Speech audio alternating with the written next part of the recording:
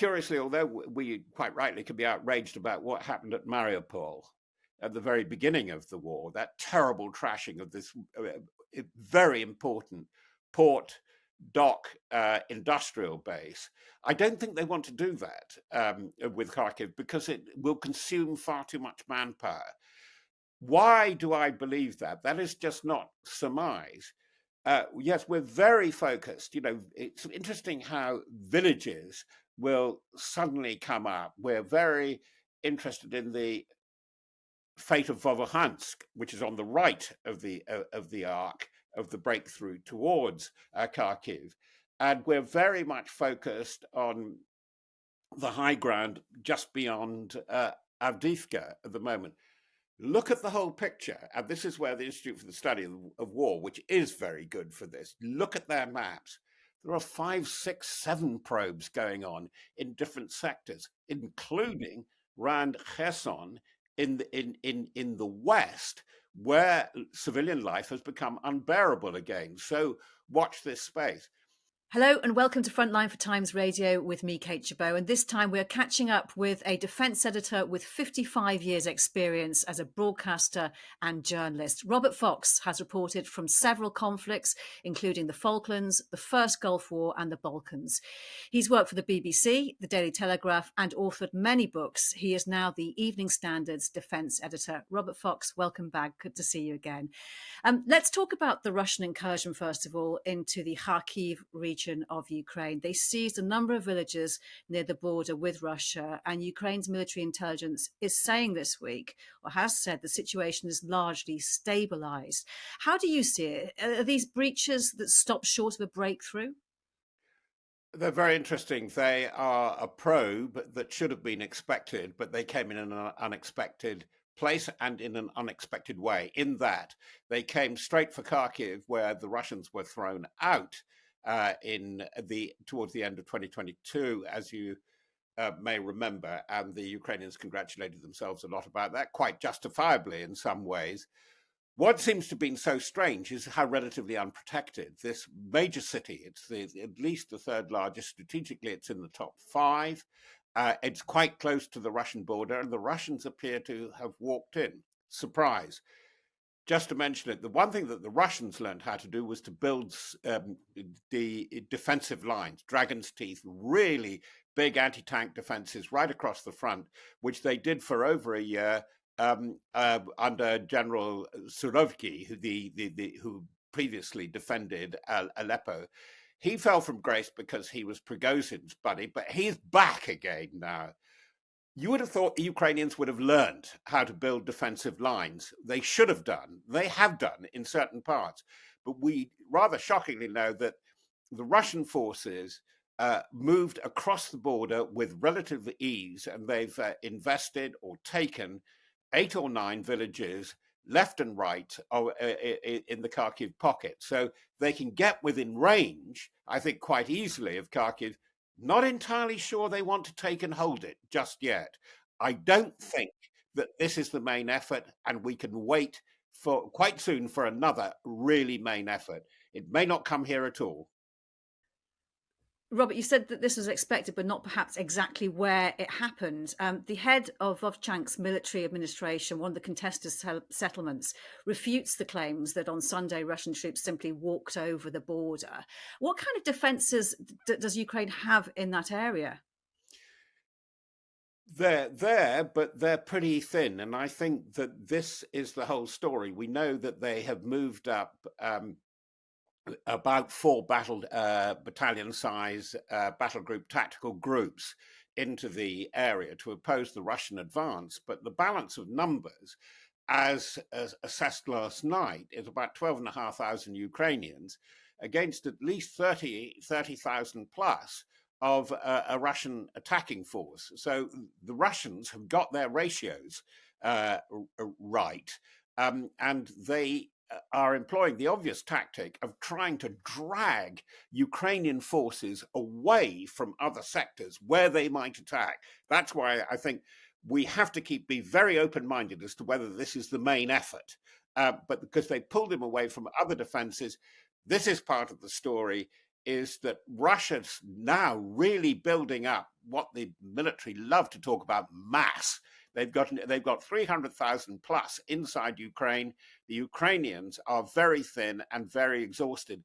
And interestingly, they're putting young people into the front line now. And it was part of the Zelensky approach, his strategy, his human strategy was to use veterans to call up young middle age, because he wanted a lot of the youth, the young graduates, to actually be there to keep the economy, to keep the society going, to keep the infrastructure going. I think this is a very decisive year, and I think we will have to come to really rough politics certainly by midsummer. I don't even think it's going to be the end of the summer. By that I mean July, August. They will have to find a way of engaging with the Russians on this, and it will be very interesting to see what the minimal demands of Putin are going to be. Right now, Ukraine, as you say, outmanned, outgunned, but the quality of Russian forces isn't there to make huge advances. How long can Ukraine continue, do you think, to limit Russia to incremental advances by retreating just enough to spare its own forces? Well, I think that they've got to have a plan. I mean, it sounds absolutely almost crass of me to say that. But one of the things that I think is striking now, reading the in-depth analysis of the Institute for the Study of War, which we all look at, The Economist, and then going even further, foreign policy, foreign affairs. These are the things in the public domain. And then you go to strategic conferences. It's all sea power in the UK at the moment, the future of the Royal Navy and maritime NATO. But there have been very interesting revelations there. I don't think the alliance got together and was not nearly rough enough with Zelensky, saying you're adroit as a political leader, you have got to have a strategy.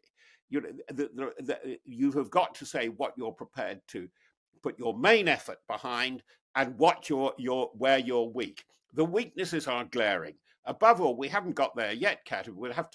They're terribly weak in the air, and Russia has managed to establish local air dominance over the front line with things like standoff glide bombs, with drones. Their drone technology, their electronic warfare technology has improved no end. They have been on a big learning curve, which we have underestimated at our peril.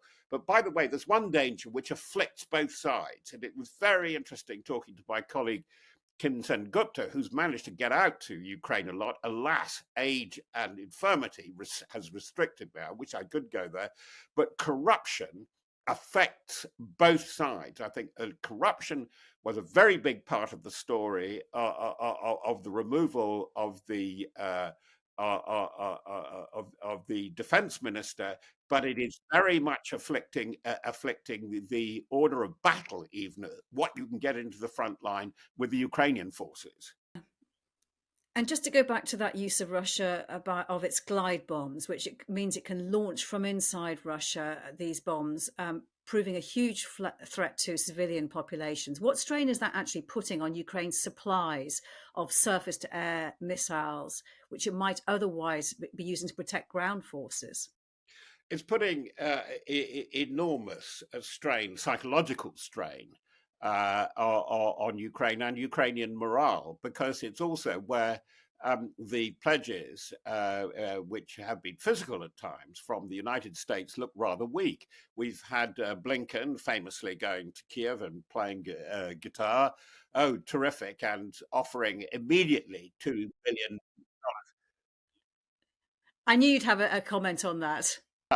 But then he says, we are not going, and here he is very different from his British opposite number, we're not going to allow, Biden is absolutely against any weapons that can be fired into Russian.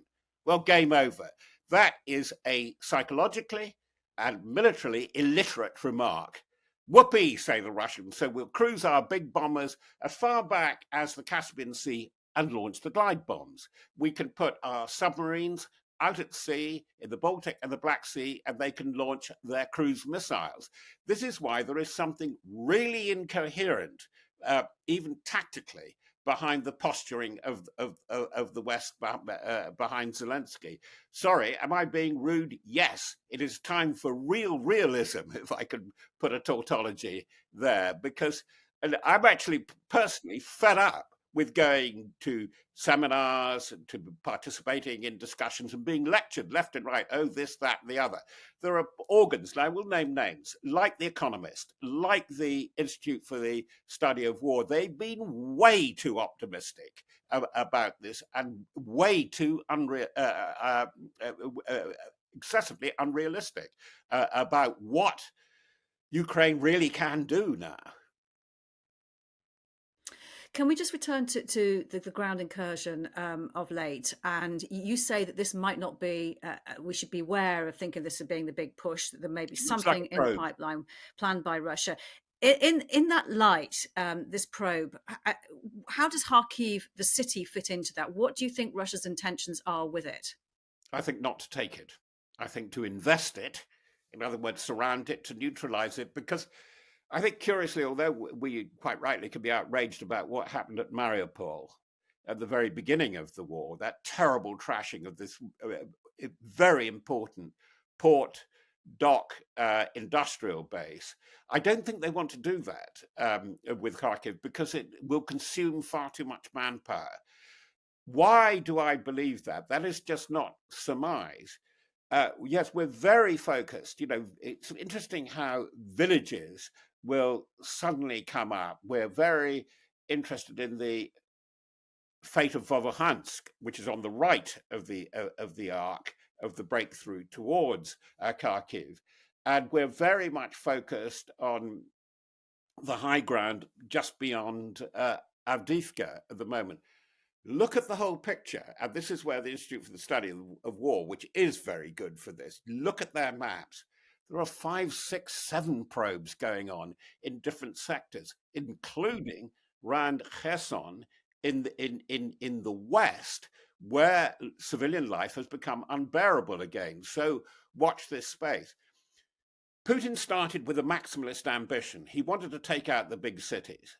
He wanted to take out Kiev, Kharkiv, Odessa, Mykolaiv, the big doctrine base, and virtually closed down industrial and agricultural product access to the Black Sea. He's still playing variations of that. He's playing the instrument. And the trouble is, if you look at the body language, despite the removal of Shoigu, the shuffling at the top, the firing of 3 deputies at the defense ministry in Russia, Putin is looking unusually confident. They're putting out pictures from the Kremlin where he looks more relaxed than he's looked in years about this. You just sense that he feels he's got the initiative now, and he hasn't completely shown his hand. So if he feels the initiative and he hasn't shown his hand, I mean, do you have any idea how long and how fast this particular offensive will be, and how this fits into his strategy? Well, I think we have to go to China for this, because the language that has been coming out from the summit between him and Xi Jinping has been very interesting. And Ukraine is being mentioned, and he's been thanked for his help. But the conversation is all diplomacy. And I think that he will strike a blow, probably, and then try and get some equivalent of the 2014-2015 Minsk agreements. Initially, he wants the Donbass. That's what he's really after. And he's moving quite successfully his forces out to it. As you say, there are minimal reserves inside Ukraine for the Russian forces. But the analysts who remarked on that haven't factored in enough the forces over the border on the western borders of Russia and in Belarus. So it is a very, very dynamic picture at the moment.